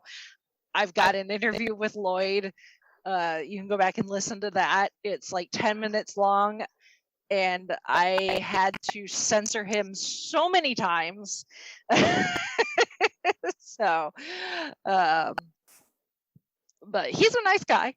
Just he's an old man who has no filter. So, I mean, we're talking back in the early to mid 90s. You could catch most of the Trauma movies late on Friday, Saturday nights on the USA Network. Yes, and nowadays they're all just online. You can watch them for free. So yeah, in '95, Gunn started working at Trauma. He worked, you know, right next with Lloyd Kaufman, who taught him everything he needed to know about filmmaking. You know, how to write screenplays, scout locations, direct, distribute films, even create poster art. So, you know, once he got that kind of tool, you know, learned all those things at Trauma, he was able to go on to make his first feature film directorial debut with the horror comedy movie Slither. So he became a bit more well known with that, but he really jetted to really mainstream when he wrote and directed the first Guardians of the Galaxy movie, which we all know is part of the Marvel Cinematic Universe, that was released in 2014, which you can go back and listen to my weird review of that, because at the time I was trying to avoid spoilers. Mhm. So I'm trying to explain Guardians of the Galaxy to the rest of the ladies. It's like kind of hard to do. Guardians of the Galaxy kind of hard to explain without visuals. Yeah. Yeah. But that really shot him mainstream. And of course, Guardians of the Galaxy Volume 2, just as successful as the first one. But then July of 2018, in I know we try not to get political on this, but it because of context, I will, politics kind of comes into this. But Gunn had at the time was very active on Twitter and very openly critical of the then president and administration. And from what I understand, it was I think a bot used by someone who disagreed with Gunn's criticisms and dug up some tweets of his from about 2008 to 2012, which contained some pretty cringy content. And Gunn had actually already, they had been kind of dug up once before, and Gunn had already apologized. But these went viral once they got dug up and just went all over the place. And because he was working in the MCU, that meant he was working with the House of Mouse. And Disney decided that the best thing to do was to immediately fire Gunn and essentially put Guardians of the Galaxy Volume 3 far on the back burner. Yeah, on indefinite hold, and any other work that he was going to do with the larger cosmic universe that was going to be part of the MCU. So that was Disney's immediate response. Gunn, on the other, immediately responded with an apology, which Kevin Spacey could have taken a cue from James Gunn's apology, because his apology is a legit apology. He doesn't try to explain himself. He doesn't try to, wave his hand at, try to give any sort of explanation to why, to try to explain it away. He just said, yes, I did these things. I feel awful about it. I'm sorry. It was just it was a really good apology, because it seemed very heartfelt, and he was not, he owned up to it. He immediately was like, yes, I did these things. I can't explain it away. It's just something that I did. It was stupid. I'm sorry. I'm paraphrasing. You can go read his posts online. Immediately, his firing from Disney was immediately criticized by a lot of people, but people in the entertainment industry, journalists, media outlets, including pretty much everybody in the MCU, especially the Guardians of the Galaxy cast.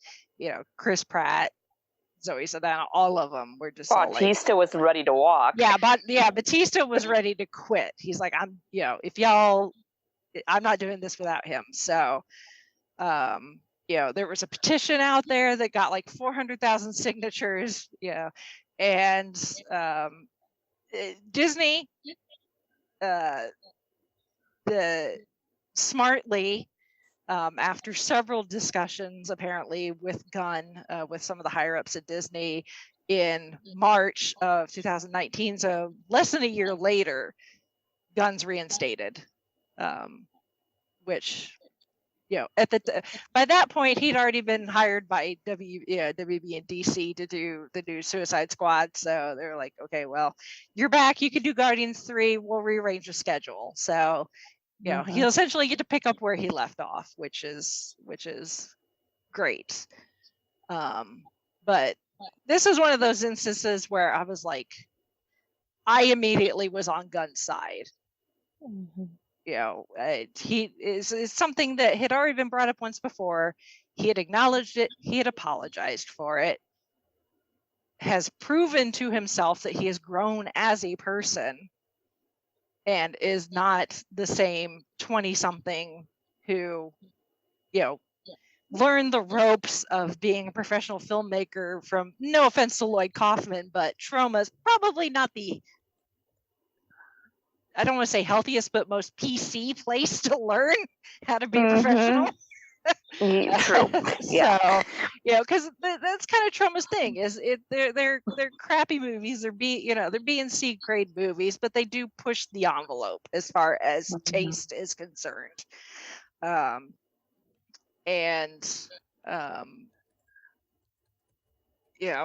Me personally, I was with the rest. I was with Batista. I was with the rest of them. I'm like, I'm not condoning what Gunn said in these tweets, but he has proven since then that he has become a better person and understands what he did. So I think critically how I would look at the James Gunn situation is that we do have to be mindful of how we cast everything under one big umbrella, like cancel culture as a monolith, because it will make it lose less meaning. If we're going to put inappropriate tweets from 10 years ago that you made when you were a dumber person who should have known better about putting stuff on social media, if we're going to put that in the same bag as Kevin Spacey and Bill Cosby, like cancel culture, the concept of it, accountability, does lose meaning, and it allows people to write it off in situations where it is needed.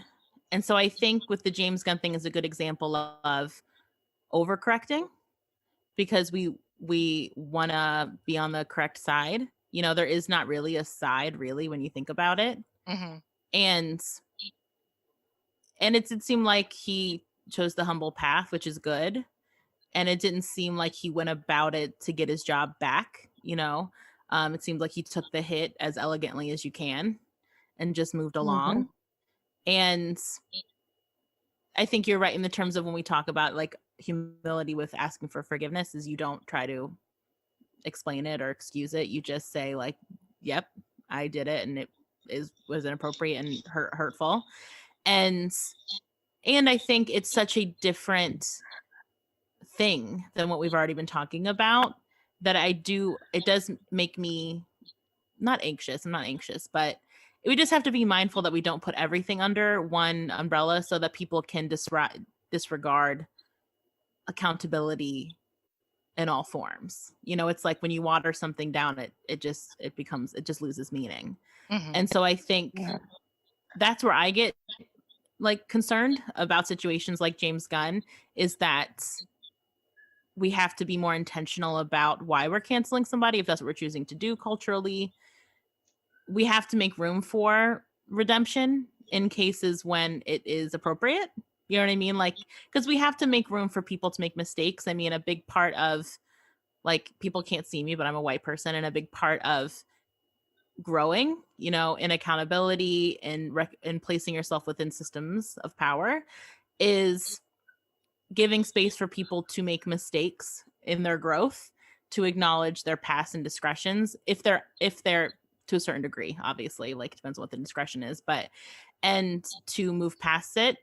And if there's sincere growth and humility and forgiveness attached. And so I think it seems like he's a good example of that part of it, and that we do have to make space for people to find redemption if they are, I guess, worthy of it, which is a pretty hardcore, like, judgmental term, but like, it's like the punishment fits the crime kind of thing. you know, and we don't have to strike everyone from existence because they did something socially inappropriate, you know, because that's a big spectrum. Yeah, absolutely. The last one that I want to bring up is honestly, in my opinion, the poster child of canceled and rose from the ashes is Robert Downey Jr. Hi everyone, Rachel from the future here editing this episode. Quick thing that I wanted to add because I discovered this after the fact, after we recorded this, but if you would like to go listen to, and I recommend listening to the podcast Behind the Bastards, and specifically his part one of his episode about Synanon, which is a drug rehab program. You don't have to listen to the whole thing if you don't want to. It's not necessarily all relevant to this, but at the beginning, before he gets into the specifically about Synanon, he does talk about the history of public perception of alcohol and drug use and substance abuse. And I found that really interesting and kind of emphasizes, or at least helps support, the point that I was trying to make about Robert Downey Jr. specifically. While, yes, his drug use and the things that came from that are not intentionally malicious, because addiction is an illness, unlike the predatory activities of like Kevin Spacey or Bill Cosby. At one point, addiction to things like alcohol and drugs was considered a moral issue and a moral failure. That's before we realized that it was really a medical issue, before science and medicine got there. And I think that is a really interesting addition to the conversation when you're thinking about someone like Robert Downey Jr., who suffered from addiction, and if he had been in the same situation 100 years ago, then he probably wouldn't have gotten the help and support that he did end up getting. He would have been tossed in jail or into an asylum of some sort and left to rot, because it just wasn't recognized that addiction was a medical issue. So anyway, I found that really interesting. I kind of wish I'd listened to it before we had recorded this, so that I had that kind of historical information to add to this discussion. But it is what it is. I'm slow when it comes to catching up on my ever so long podcast backlog. But yeah, I will put a link to that specific episode in the show notes, along with the other things that will be in the show notes as well. So, but I just wanted to add that as I was thinking about it as I was editing this episode. So, back to the episode. I mean, his situation's a little different, because when he was doing what he did, social media was not necessarily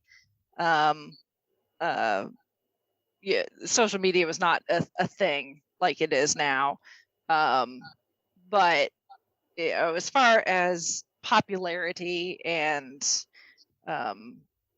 being able to work and provide for his family and things, he was not in a good place. I know we've talked about Robert before, when we drew his name out of the hat. But obviously RDJ, son of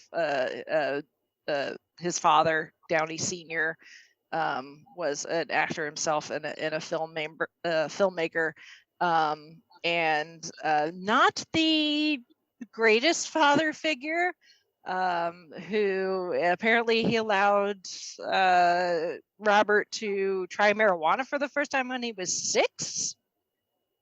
And it spiraled from there. So by the time he was in his early teens, he was getting drunk and getting high and using cocaine and all sorts of things. So he didn't start off on the right foot, to say the least.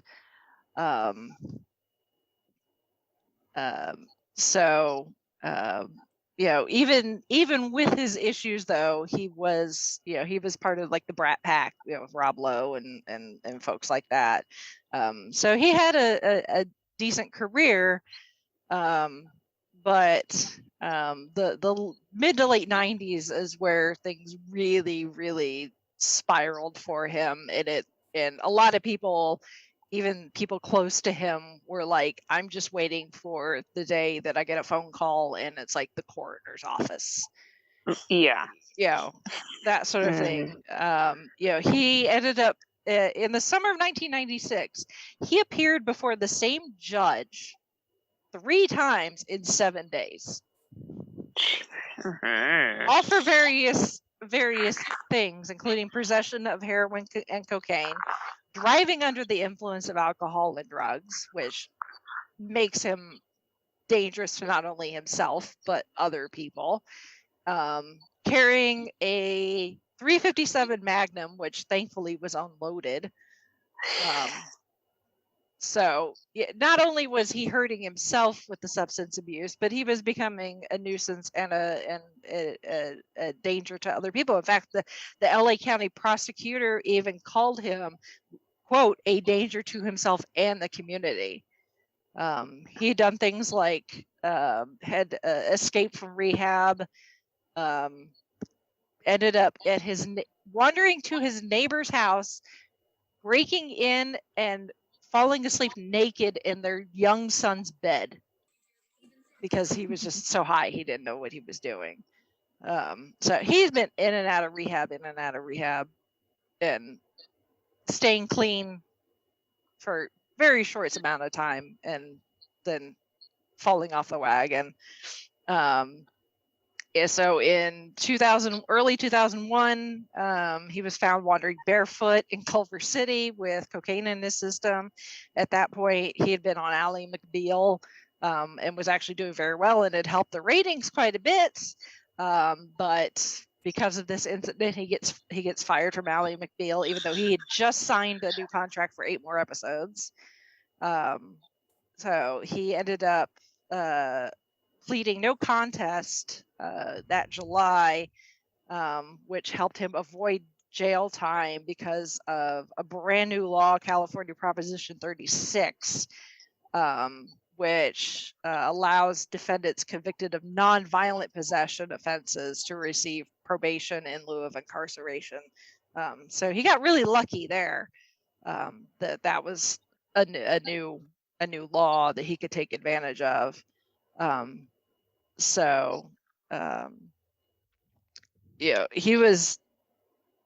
His issues were well known. He even appears on the cover of People magazine in December of 2000, and the headline on the front of the magazine: Robert Downey Jr., is he Hollywood's heartbreak kid, an addict who truly can't help himself, or a spoiled star who's had too many second chances? Can he save himself? So even, there in the magazines are like, does he need to be canceled? Is he canceled? So, of course, we know that actually after that incident in 2001, he went to rehab for, I don't know what number time it was, but this time it actually stuck. And goes on to slowly restarting his career, doing things like Kiss Kiss Bang Bang and Good Night and Good Luck. Although most of Hollywood did not want to touch him because he was not insurable. So he was relying on friends to put up the insurance money for jobs or things like he's only taking like 10% of what he would normally get paid, and then he would get paid the rest if he completed the work on time and completely sober. Even now he has stipulations in his contract for things like that, just because unfortunately once you're an addict, you're always an addict, you know. It's not something that, you know, once you get over it, it's suddenly out of your system. There's always the chance that he could fall off the wagon, but thankfully he has been clean for about the last 20-ish years. And because of that, he ends up getting the role of Tony Stark in the very first Iron Man movie. And even then, even before Iron Man was released, when it was in production, he realized that this was something big for him. And I'll quote him in an interview he did in Esquire magazine in 2007. He said, "Iron Man is kind of a definitive, something so possibly two-dimensional and vapid and pointless in the bigger scope of life, but it points to a dividing line between me being identified as one thing, which I'll always be, and me being identified as another thing, which I'll always be.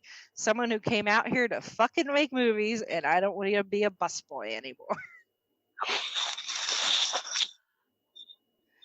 I mean, I think his kind of story, I would even loop it maybe with like Lindsay Lohan. We're not going to know where the end of her story is yet, or Britney Spears or something like that is a comeback story, is from mental illness, from addiction, which is mental illness, is such a different thing than intentionally harming other people, like maliciously, and or making, you know, ignorant errors when you're younger.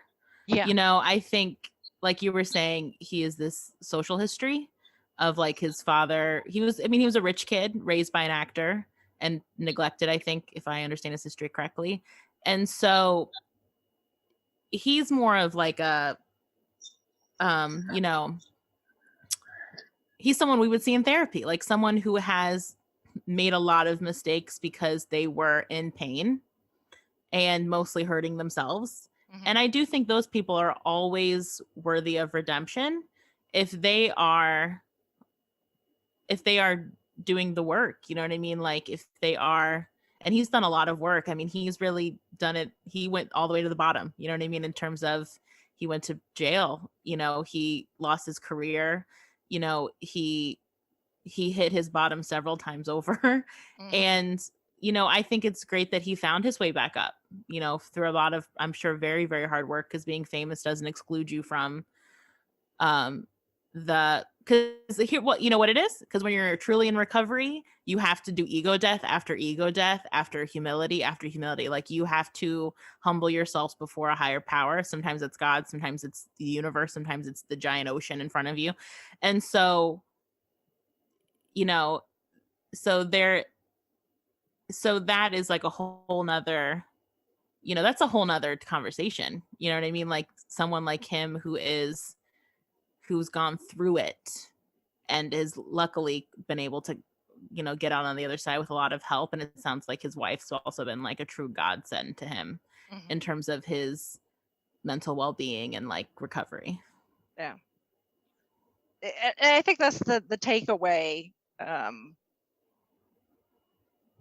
is I think the big takeaway that I wanted to, as we wrap up here, kind of shine a light on, all of these situations are different, and that's the thing with this whole thing, is it's very nuanced, and it almost is a case by case basis. I mean, when you know, so a lot of the articles and stuff I read where they talk to someone specific and they're like, they're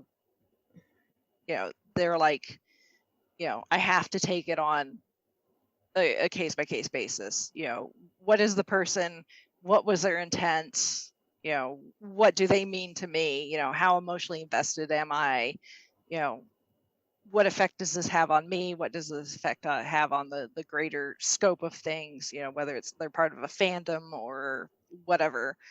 So this is very, very nuanced.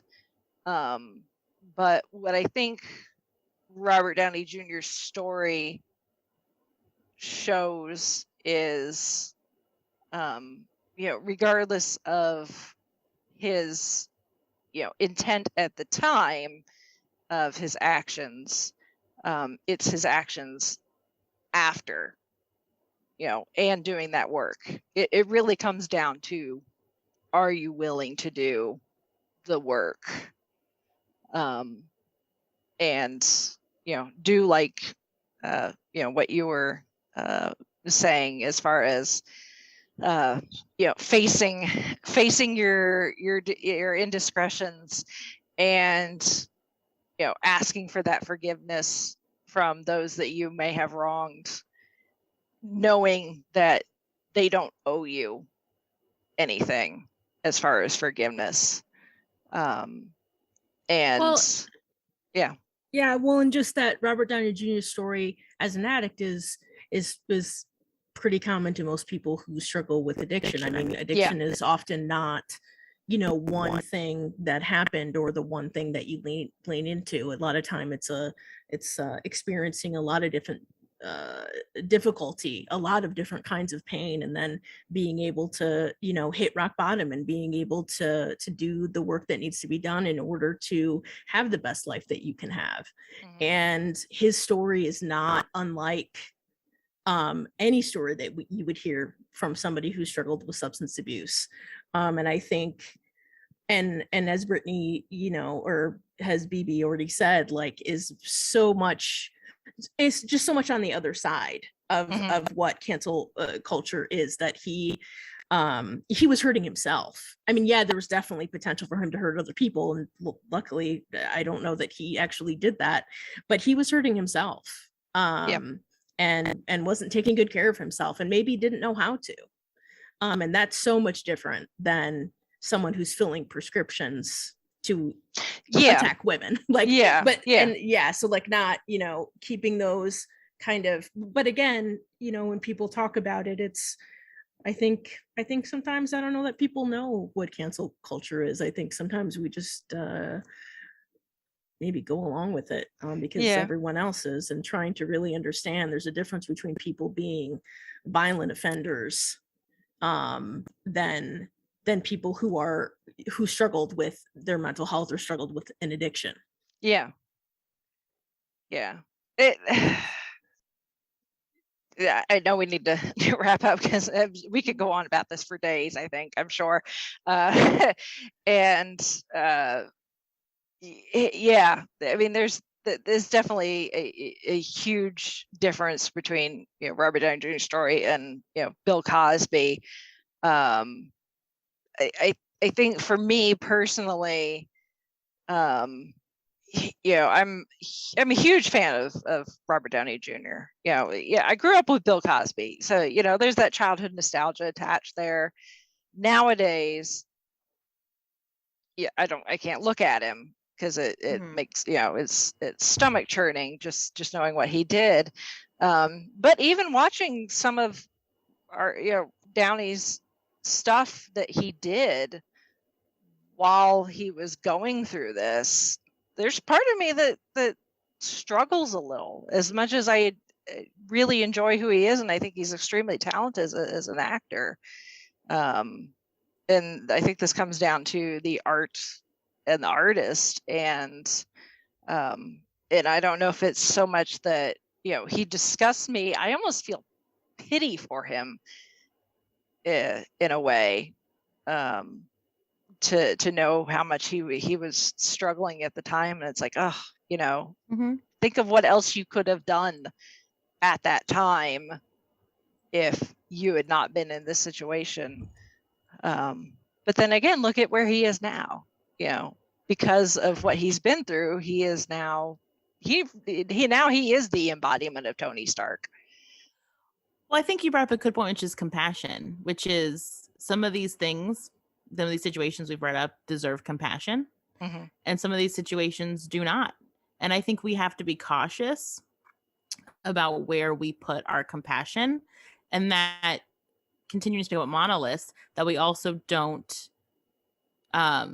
do blanket compassion either. You know what I mean? Because I mean, this might be ruthless. So people can, you can email us at popcornpsychology@gmail.com. But not everyone deserves compassion. And that's a hot take.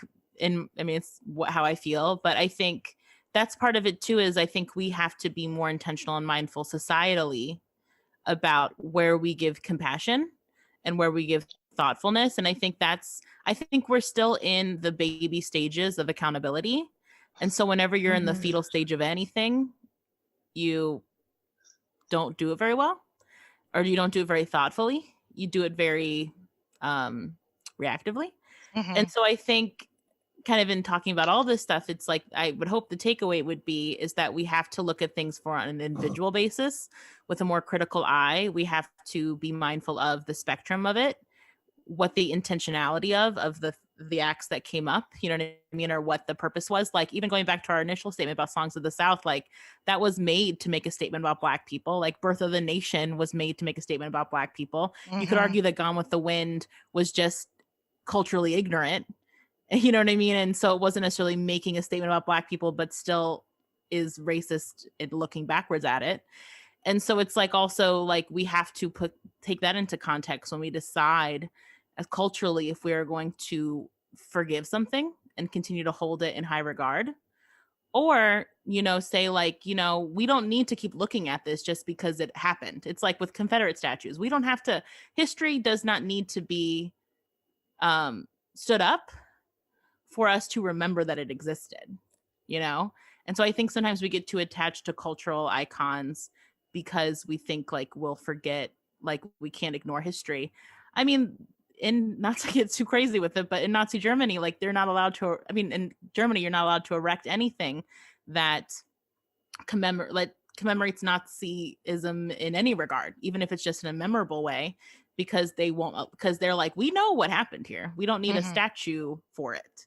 And so I think that also is the context with like cancel culture. And now that like people are looking backwards and kind of filtering, past intellectual property, is like, do we need to keep saying this? Just because it existed and was a statement at the time doesn't mean we have to hold it up the same way we hold up other maybe more compassionate works of art. Not everything deserves, in my opinion, not everything deserves a discerning eye or to be held up historically just because it is history. But people are free to argue with me about it. No, I completely agree, and I think that's a good note to end on, I think.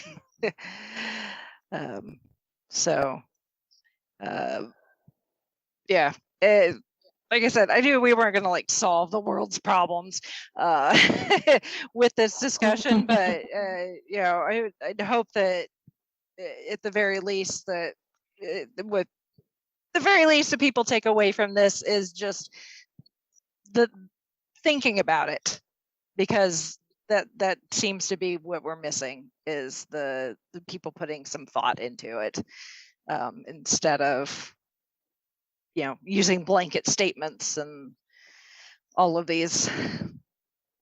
I need to stay off Twitter, really, is what I'm taking away from it, is I need to stay off Twitter. And also everybody needs to stay off Twitter, because even with the James Gunn-ness of it all, like, don't embarrass yourself by documenting if everyone knew every thought I had and they could pull it up like a journal, like a diary I kept my whole entire life, I would die of embarrassment. I'd walk into the lake and I would never come back. Yeah. It's like, we also have to be cautious societally about how much we just put out there in the public forum, because if we're going to grow, we have to acknowledge that we're going to change. And do we really want to be embarrassing ourselves constantly for the rest of our lives? Yes. Yeah. Think before you tweet. There's your takeaway, folks. Yes. Use lots of compassion and think before you tweet. So, So wrapping up here, it's your guys' chance to, I know you already dropped your email address there, but for those that maybe didn't quite catch it and want to, I guess, debate if you want. Well, I the would views say- expressed by our guests are not necessarily the views. Yeah. And trust me, if you like the views we expressed here, we only go harder on our podcast, which is Popcorn Psychology. You can find us on all major platforms where podcasts are released. We also are on Instagram and Facebook at Popcorn Psychology, and on Twitter at popcorn_psych. But yeah, like if you liked if you liked us popping off about this topic, we definitely do that every episode in, professionally on our podcast as well. And Ben is even, he's I don't want to say he's worse. We're all on the same level is what I would say. Yeah. Yeah. No, but they're great discussions, and they cover all sorts of topics and from different genres. It's not just they cover some of the big ones, Star Wars and things like that, but they've got episodes about Mean Girls and Anchorman and Step Brothers and all in some horror films, and I especially appreciate the episodes of things like Midsummer, where I don't necessarily want to watch the movie, but I know enough about the movie that I can still enjoy the discussion without having to watch said film. So yeah, go give them a listen, and we'll have links to all their stuff in the show notes, which you can find at the5ishfangirls.com, where you can also connect with us with all of our social medias and the 5 million resources I will have in the show notes for this week's show. So yeah, thank you so much to Hannah and BB for joining us, and hopefully maybe next time Ben will be able to join in the discussion too. We'll try and find something maybe a less heavy to talk about next time. So if anyone's got any ideas out there, maybe a movie they have not covered on their show that maybe would be a good crossover for us, if I got suggestions out there, hit us up.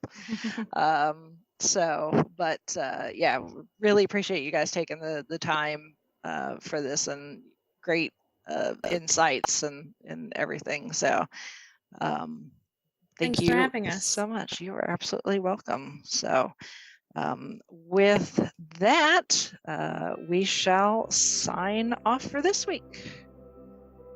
This is Brittany and Troy saying goodnight. This is Holly from Wisconsin saying good evening. And this is Rachel in Indianapolis, Indiana. To quote Bill and Ted, just be excellent to each other.